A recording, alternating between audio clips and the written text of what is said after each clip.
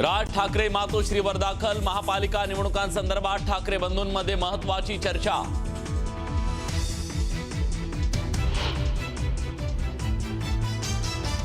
महापालिकेसाठी उमेदवारी अर्ज भरण्याची वेळ अखेर संपली. सर्व पक्षांना बंडखोरीची लागण.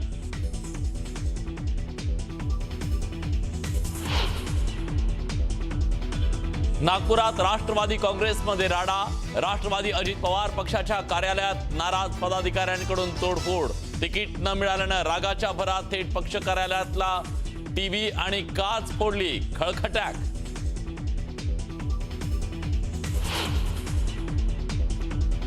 छत्रपती संभाजीनगरमध्ये भाजप पदाधिकारी नाराज. तिकीट न दिल्यानं महिला पदाधिकाऱ्यांकडून संताप.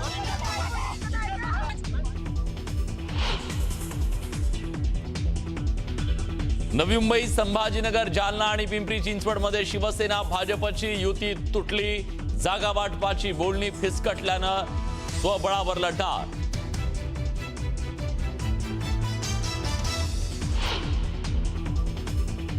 नवी मुंबईत मंदा म्हात्रे आणि गणेश नाईकांमधला वाद पेटला. 13 इच्छुक उमेदवारांच्या अर्जावर सही नसल्यानं मंदा म्हात्रेंची नाराजी. गणेश नाईक सर्व 111 उमेदवार निवडून आणणार आहेत का? मंदा म्हात्रेंचा सवाल.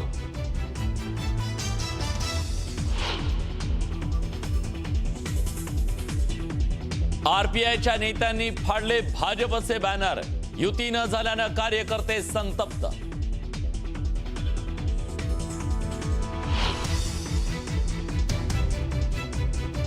भाजपनं तिकीट कापल्यानं अमोल बालवडकरांचा भाजपला रामराम. बालवडकरांना अजित पवारांच्या राष्ट्रवादीकडून उमेदवारी.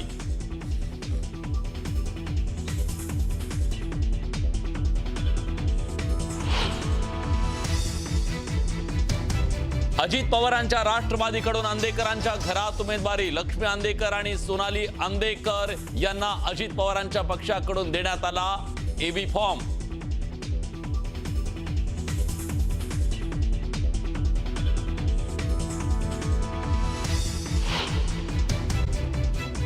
आता आपण ठाण्यामध्ये जाऊया. अजित मांढरे आपले प्रतिनिधी आपल्या सोबत आहेत. अजित, खरं तर राज्यभरामधूनच ठाण्याकडे सुद्धा विशेष लक्ष आहे. ठाण्यामध्ये आज काय काय घडतंय?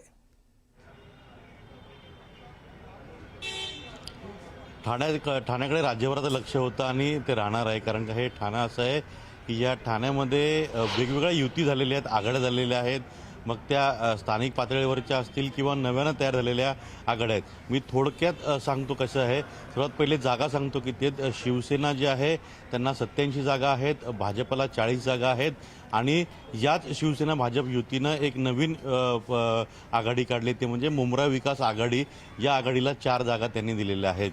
दुसरीकडे महाविकास आघाडी ठाण्यामध्ये संपुष्टात आलेली आहे. काल विक्रांत चव्हाण काँग्रेस जिल्हाध्यक्षांनी जाहीर केलं आणि त्यांनी तब्बल 100पेक्षा जास्त काँग्रेसने अर्ज ठाणे महानगरपालिकेत भरलेले आहेत. शरद पवार गट जे आहे त्यांनी जवळपास 36 अर्ज भरलेले आहेत. मनसेनं 34, उद्धव बाळासाहेब ठाकरे शिवसेना पक्षानं 53 अर्ज भरलेले आहेत आणि 8 जागांवरती आयात उमेदवार जे शेवटच्या क्षणी भाजप, शिवसेना, राष्ट्रवादी काँग्रेस पक्ष वेगवेगळ्या म्हणजे ज्या पक्षात त्या तिकीट मिळालं नाही त्यांना त्यांनी तिकीट दिलेलं आहे. तर त्यांना ते कुठल्या पक्षातून ॲडजस्ट करतील किंवा त्यांना कोणाचे एबी फॉर्म दिले गेलेत हे अद्यापर्यंत स्पष्ट नाही आहे. दुसरीकडे राष्ट्रवादी काँग्रेस अजित पवार गटानं देखील तब्बल स्वबळावर लढत 75पेक्षा जास्त अर्ज भरलेले आहेत. पहिल्यांदाच राष्ट्रवादी पक्ष इतक्या मोठ्या प्रमाणामध्ये ठाण्यामध्ये घड्याळ चिन्हावरती निवडणूक लढवतोय. म्हणजे एकंदर या ठाण्यामध्ये जी युती होत होती किंवा युती झालेली आहे, पण युती होत असताना अजित पवार गटाला गट पूर्णपणे स्वबळावर बाजूला गेला. महाविकास आघाडीतून काँग्रेस बाजूला गेलं.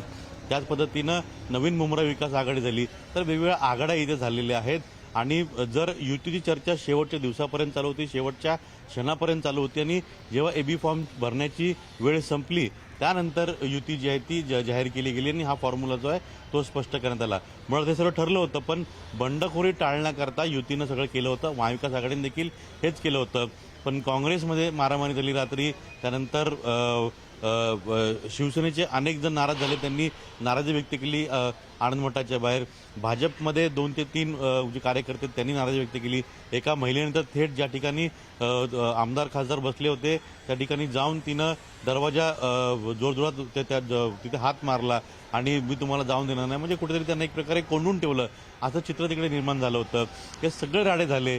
शेवटपर्यंत कोणाला कोणता एबी फॉर्म मिळाला हे युतीनं ठरवून म्हणजे बाहेर येऊन दिलं नाही, स्पष्ट होऊन दिलं नाही. यामुळेच जे युती जी आहे म्हणजे शिवसेना भाजप जी आहे ही बंडखोरी कमीत कमी करण्यामध्ये त्यांना यश आलेलं आहे. कारण का 3 वाजेपर्यंत ज्यांना असं वाटत होतं की हे बंडखोरी करतील त्यांना थांबून ठेवलं. एबी फॉर्म दिले पण त्यावर सह्या नाही. काही लोकांना सांगितलं की तुम्हाला या नाही दुसऱ्या वॉर्डून ॲडजस्ट करतोय, तुम्हाला थोडा वेळ थांबा, असं करून त्यांना थांबून ठेवलं. त्यामुळे सर्वात कमी बंडखोरी जी आहे युतीमध्ये पाहायला मिळते. युतीमधलं म्युच्युअल अंडरस्टँडिंग आणखीन किती मोठं होतं हे तुम्हाला सांगतो. जवळपास 600 प्रभाग आहेत ज्या प्रभागामध्ये थेट 4च्या 4 वॉर्ड जे ते शिवसेनेचे आहेत. 3 ते 4 असे प्रभाग आहेत ज्या ठिकाणी पूर्णपणे भाजपचे उमेदवार आहेत.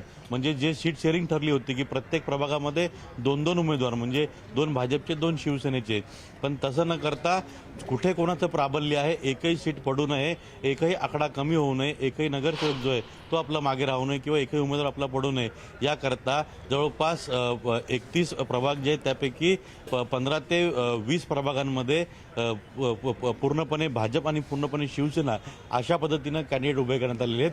त्यामुळे महायुतीनं एका वेगळ्या लेवलच्या म्युच्युअल अंडरस्टँडिंगमध्ये युती जी आहे ही ठाण्याची केलेली आहे. त्यामुळे 100पेक्षा जास्त त्यांचा जो नारा होता तो आता 110पेक्षा जास्त अशा त्यांनी आता नारा दिलेला आहे. त्यामुळे पूर्णपणे युतीला विश्वास आहे अगदी की खरं. ते त्यामुळे 110 जसं आपण जास्त मगाशी जागा म्हणालो जिंकतील. ठाण्याकडे विशेष आणि लक्ष या आहे. सर्व गोष्टी ज्या उदय तुम्ही सोबतच राहा. उदय तिमांडे नागपूरवरून आपल्या सोबत त्यांच्याकडे आपण जाऊया.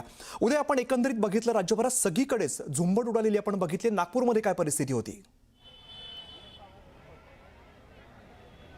नक्कीच नागपूरमध्ये जे आहे ते आज दिवसभर अनेक नाट्यमय घडामोडी घडल्या आणि अखेर 3 वाजता जे आहे ते उमेदवारी अर्ज सादर करण्याची वेळ संपलेली आहे. 3 वाजेपर्यंत ज्या उमेदवारांनी त्या झोन कार्यालयामध्ये प्रवेश केला त्यांना जी आहे ती आता उमेदवारी भरण्याची प्रक्रिया सुरू आहे. ती रात्री उशिरापर्यंत चालेल, मात्र त्याला मर्यादा होती 3 वाजेपर्यंतची. नागपूर शहरामध्ये म्हणजे नागपूर महानगरपालिकेच्या 151 जागांसाठी सुमारे 1000पेक्षा जास्त इच्छुक उमेदवारांनी जे आहे ते आपले उमेदवारी अर्ज सादर केलेला आहे. नागपूरमध्ये महायुती आणि महाविकास आघाडी असणार का यावर जो आहे तो अखेरच्या क्षणापर्यंत सस्पेन्स राहिला. म्हणजे साधारण दुपारी 1:30 ते 2 वाजेपर्यंत यावर सस्पेन्स कायम होता. अखेर काँग्रेसच्या नेत्यांनी आपले फोन स्विच ऑफ केले आणि अखेर शिवसेना, उभाठा असतील किंवा राष्ट्रवादी असेल यांनी स्वबळावर लढण्याची तयारी केली. त्यामुळं या दोन्ही पक्षांच्या इच्छुक उमेदवारांची जी आहे ती दमछाक झाली. शेवटच्या क्षणापर्यंत आघाडी होणार याची चर्चा होती, ती फिसकटली आणि त्यानंतर राष्ट्रवादीकडून जे आहे ते सुमारे 50 ते 60 इच्छुक उमेदवारांना बरं 50 ते 60 इच्छुक उमेदवारांना जे आहे ते एबी फॉर्म दिलेला, तर उभाठानं देखील तितक्याच उमेदवारांना आपले एबी फॉर्म दिलेला आहे.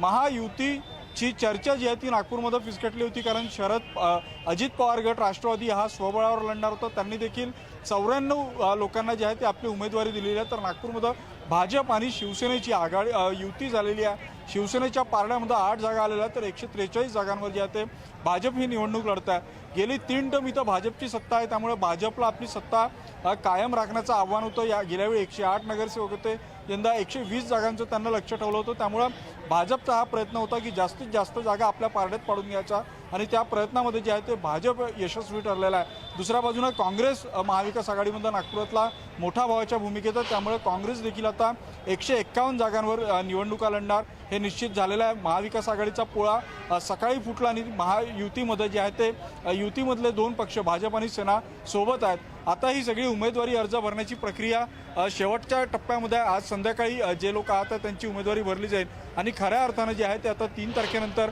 या प्रचारामध्ये रंगत येईल. मात्र आज जे काही दिवसभर नाट्यमय घडामोडी झाला म्हणजे अगदी एबी फॉर्म देत नसल्याच्या कारणावरून राष्ट्रवादीच्या एका उमेदवारानं आपल्या पक्ष नेतृत्वावर भाजपला फॉर्म विकल्याचा आरोप करत कार्यालयामध्ये टीव्हीची तोडफोड केली.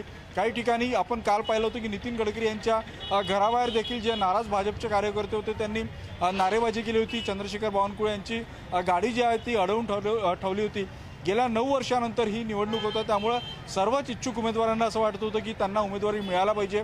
मात्र 151 जागा होत्या, अनेक पक्षांच्या मजबुरी होत्या, तर अनेक पक्षांना जे आहे ते उमेदवार आपले शोधावे लागले होते. नागपूरमध्ये भाजप आणि सेनेमध्ये प्रामुख्याने ही सगळी लढत भाजप आणि काँग्रेसमध्ये प्रामुख्याने ही लढत होणार असली तरी रिपब्लिकन पक्ष महत्त्वाची भूमिका नागपूर महानगरपालिकेत बजावत असतो। त्यामुळे वंचितनं देखील 45पेक्षा जास्त आपले उमेदवार रिंगणात उतरवलेले आहे। मनसेनं आपले 15 उमेदवार जे आहेत ते रिंगणात उतरवलेले आणि बसपाचे पण सुमारे 50 उमेदवार रिंगणात असणार आहे। त्यामुळे नागपूर महानगरपालिकेची निवडणूक जसजसा प्रचार समोर जाईल तसतशी रंगात येणार असल्याचं आपल्याला आम्ही तिथून पुढे पाहायला मिळणार आहे।